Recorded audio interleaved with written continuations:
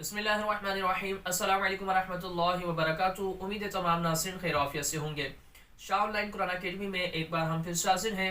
आज की इस वीडियो में हम भूला हुआ कुरान याद करने का आपको बहुत ही आसान सा तरीक़ेकार बताएंगे।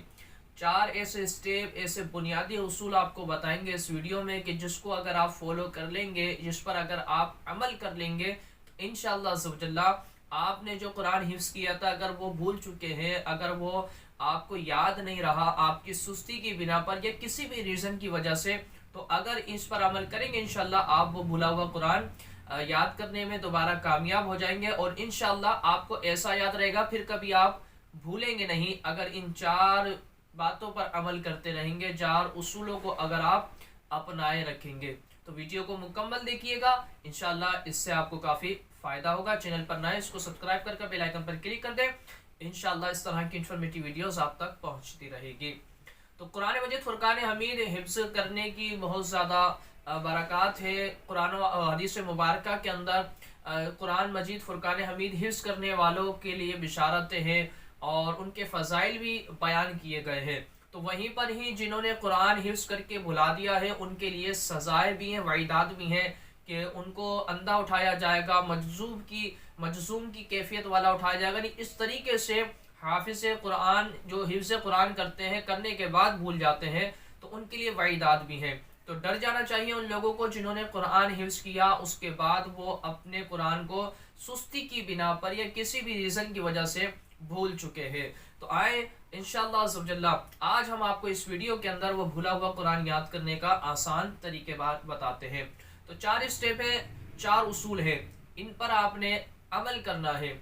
पहला उसूल ये है, पहला इसमें आपने जिसको फॉलो करना है वो ये, आपने अपने कुरान को वक्त देना, टाइम देना है। अच्छा, आप काम काज ज़्यादा करते हैं, आप कारोबार करते हैं, आपके पास ज़्यादा वक्त नहीं है, सिर्फ 1 घंटा, सिर्फ 1 घंटा 24 घंटे में से लाजमी तौर पर अपने एक पाबंदी के साथ, इस्तिकामत के साथ रोज़ाना डेली एक वक्त मुकर्रर कर ले हो सके तो, वरना आप जिस वक्त आपको टाइम हो सिर्फ 1 घंटा लाजमी आपने देना है। आपने 1 घंटा मिसाल के तौर पर एक आपने रखा कि 2 बजे से 3 बजे में 1 घंटा अपना कुरान याद करने के लिए दूंगा। अगर फॉर एग्जाम्पल कोई उसमें काम आ गया तो फिर आप उसको आप 5 बजे या 6 बजे या 7 बजे, यानी 1 घंटा एक दिन का आपने पूरा लाजमी देना, किसी भी वक्त में आपने देना है लाजमी तौर पर।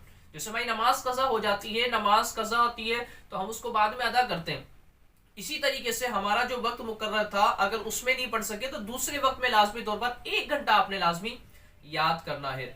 अब ये क्या आपने याद करना है 1 घंटा, 1 घंटे में आपको पाव याद होता है, आधा पारा याद होता है, जितना आपसे याद हो सकता है, जितनी आपकी कैपेसिटी है, जितना आप याद कर सकते हैं। यानी जो आपने याद तो किया हुआ, अब जो भूला हुआ उसको दोबारा आप रिवाइज कर रहे हैं, तो जितनी आपकी कैपेसिटी है रोजाना डेली बेस पर आप लेके चल सकते हैं। ऐसा नहीं है कि आज आपने 2 कर लिए पारे, फिर कल आपने 1.5 कर लिए, फिर परसों आपने 1 कर लिया, फिर आपने आधा कर लिया।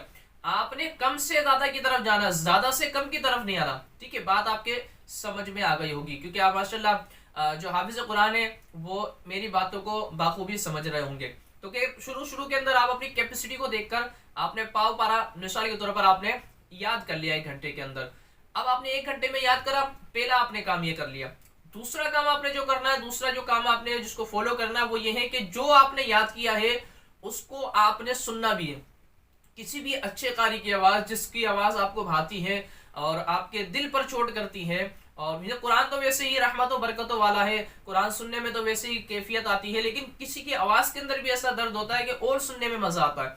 तो अपने पसंदीदा कारी की आवाज़ के अंदर इस कुरान को जो आपने 1 घंटे में याद किया है लाजमी तौर पर 1 से 2 मरतबा सुनना भी है। ठीक है, दूसरा काम आपने ये करना है कि उसे सुनना है। तीसरा काम आपने जो करना है वो ये है कि आपने जो याद किया है उसको आपने नमाजों के अंदर पढ़ना भी है।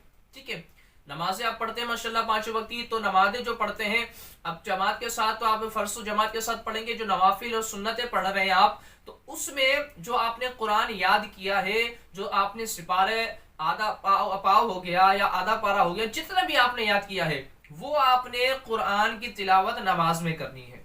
तीसरा काम लाजमी तौर आपने ये करना है। चौथा जो आखिरी काम आपने ये करना है कि जो याद किया है किसी भी अच्छे कारी साहब को या इमाम साहब को या किसी भी अपने दोस्त को लाजमी तौर पर आप सुना दीजिएगा। ये 4 काम आप रोजाना डेली करें, पाबंदी के साथ करें, खुदा की कसम آپ کبھی بھی قرآن نہیں بھولیں گے. جو قرآن بھولے ہوئے ہیں وہ انشاءاللہ عز و جل ان کو پھر سے یاد ہو جائے گا اور مضبوط سے مضبوط تر ہوتا چلا جائے گا. بس یہ کہ اللہ تبارک تعالیٰ کی بارگاہ میں ہمارے لیے دعا کیجیے گا. اگر آپ اس کو فالو کریں آپ کو اس سے فائدہ ہو تو اللہ تبارک و تعالیٰ ہم سب آپ کی بھی اور ہماری بھی مغفرت فرمائے. اللہ تعالیٰ سب کے لیے آسانیاں عطا فرمائے.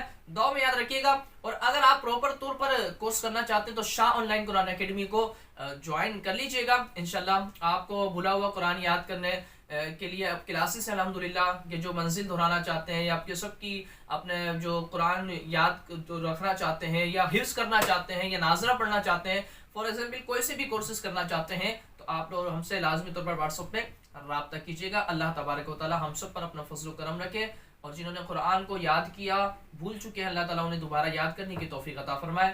السلام علیکم ورحمۃ اللہ وبرکاتہ.